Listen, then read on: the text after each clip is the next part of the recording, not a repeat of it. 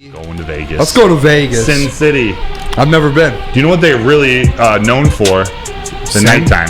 In the nighttime. They're known for their nightlife. We need to expand the show to Vegas. That's what we need to do next. Yes, joint show.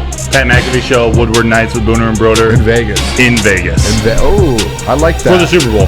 Ooh, I like that even more. And then we come right back to the NFL draft. Ooh, and it's all Detroit Lions at the Super Bowl. Oh. Lions are at the Super Bowl. Yeah, Lions are just going to play the Lions. If the Lions go to the Super Bowl, we definitely have to go to Vegas to do live shows, right? You'd think. Oh, we're doing that. Woodward Nights in Vegas. If they go to the Super Bowl. Pitch it. Pitch it to our boss. Okay. I like that idea. I think that would be a great idea, actually. Accompany it with the Honolulu Blue Chug. You just let them know like what life would be like. I feel like at that point, if the Lions go to the Super Bowl, the Kool-Aid chugs I do after games eventually would like be known to where people are like, that's my goal. We'd have to get the whole team in the bed, like all of us, throwing Honolulu Blue Kool-Aid on top. There has to be something. Yes. I've had some conversations about maybe trying to get some Lions players to do a couple cameos for it. Hey. I've asked around. I've asked some. I think that would be cool. We won't make it back though. I don't think. What's up? If we all go to Vegas, we're not going to come back. No, yeah, we won't make it back. Especially I know for a fact nighttime. I'm not. Time. Well, everyone, if you could hit that like, smash it. We would really, really appreciate it. We're Nights, baby. It helps us. It helps me. It helps Booner. Hit it for us. We're gonna get into this question here, Broder, because I told the people I would pose you a question. I don't know if you read the question. You might have, because at first I wasn't going to put it in the prep, and I was just going to bring it and hope that you were prepared for this question. But I read it, but I haven't thought about it, so this is basically a reaction of... The thing is we and myself, we all get kind of sucked into this, I'm trying to think of the word, like the hype train, right? Yeah. And we're a Super Bowl. And I put the Lions as the number one team yesterday. Again, I believe that. Everything I say, I do believe. But I want to look at the other side of it, Broder. What happens in this Detroit Lions season? And I want to be realistic a little bit. I want to be you have the little angel and the devil. Mm-hmm. I want to be the devil for this segment. You devil, you devil. Ooh, that's a crazy I'm wearing the red hat. What happens, fellas, if the Detroit Lions, and I'm not going to go full on devil, they still win the division? Gonna go all devil or no devil. Okay, well I'll start off with half devil. They still win the division. They host a home playoff game. But how do you feel, Broder? How will you go about this if they lose that home playoff game and they go into Ford Field and they get shut down in front of the whole crowd? How would you like? What's going to happen in that locker room? Is it like hey, let's learn from this and build into the second year, or like where are you feeling on that? Because I just want to kind of that's thought, a great question. Is at some point someone's got to point the other side? I think I'm allowed to.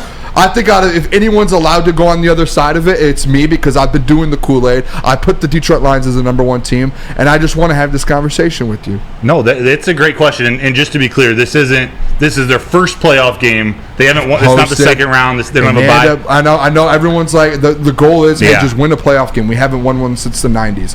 What happens if you go in there? Where's your confidence level if you go in and you have a home one, you win the division, and you drop that first home playoff game? Are you like questioning a little bit? Like, who are you questioning? Yeah. Or are you saying, hey, no, I trust this regime. I trust Dan Campbell. Let's move on and let's go win one next year? I would be very disappointed, and I would got to think about this a little more. I'd almost go as far to say that it would be a failure winning the division, getting that seed, and not winning a home playoff game. Like that's the goal. That's what this team wants. That's what all the fans in Detroit want.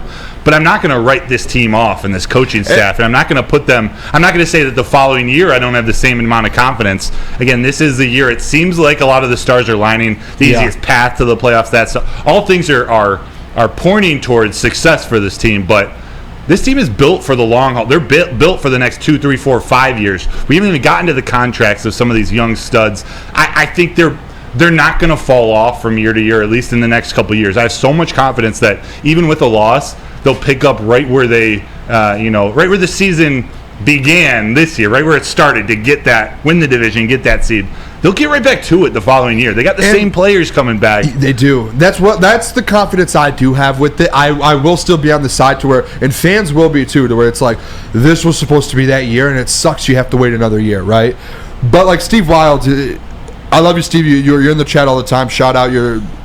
a listener in all of the Woodward Sports show. He said it's too early to discuss this. Let's just get to the playoffs, homie. Listen, Steve.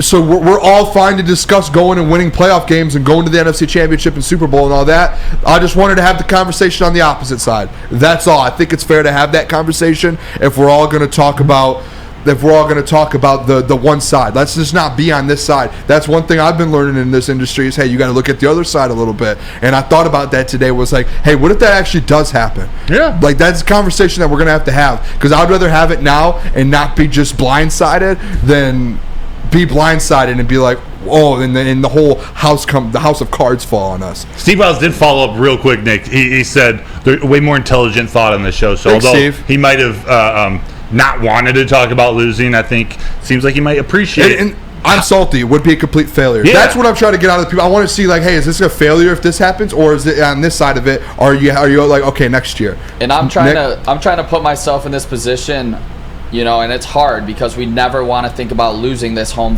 playoff game.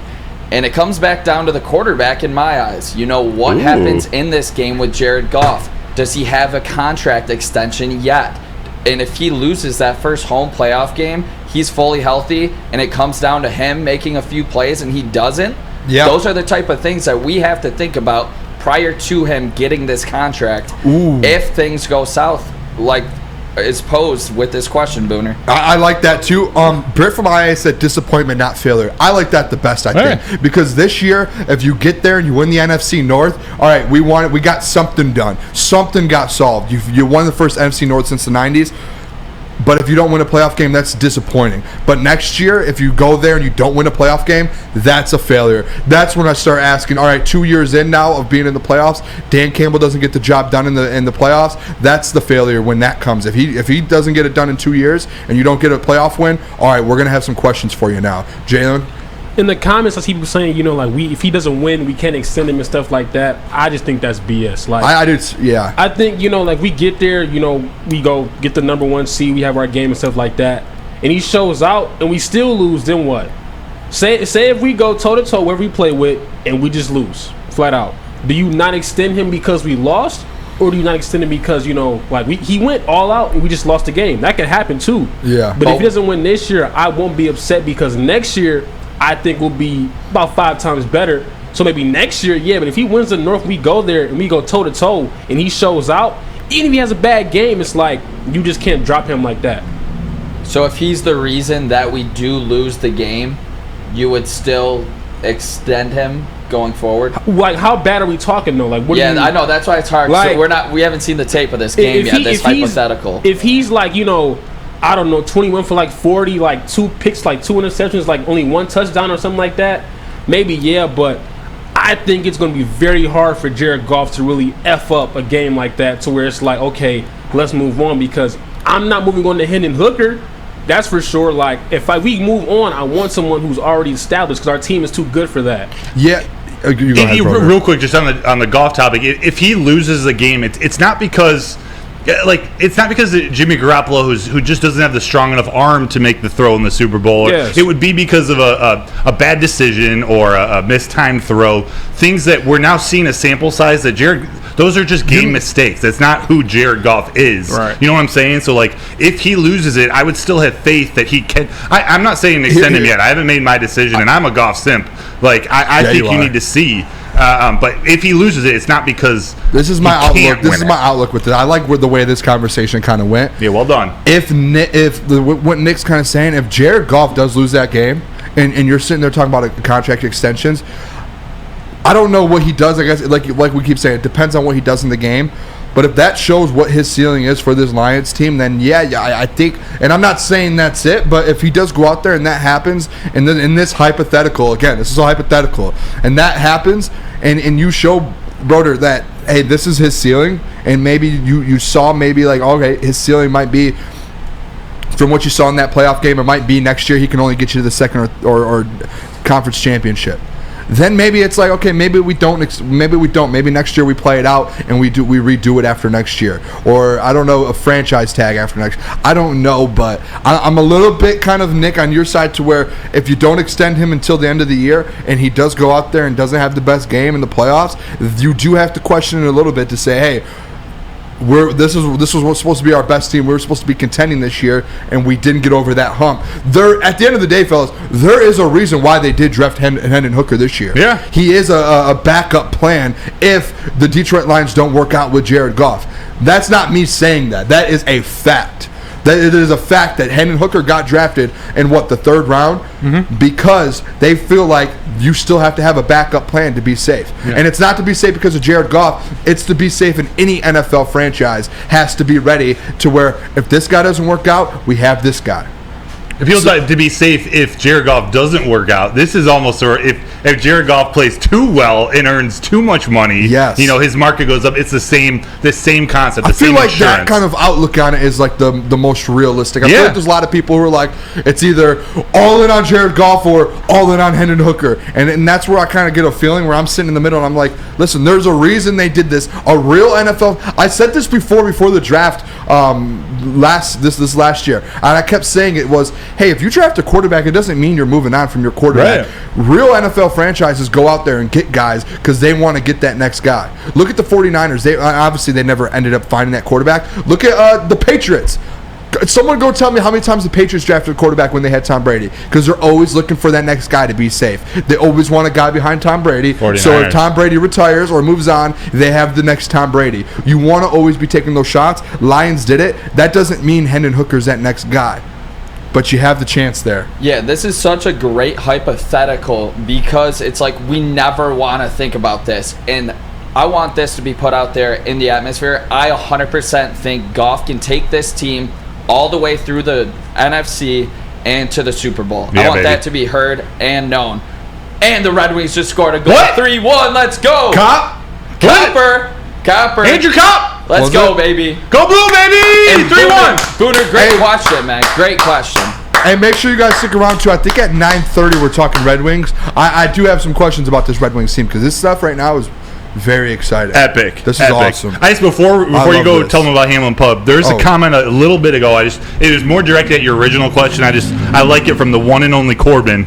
He says they're building a dynasty and we can't necessarily have a win this year because this is our only chance attitude. Trust that even if we don't win it all this year, the brand new Lions will remain competitive. Yep, I Love like it. that. Thank you, Corbin. That's why I think they're still a lot to win the NFC North unless things fall apart. So that's why I didn't want to bring up like my hypothetical. It wasn't they don't win the NFC North.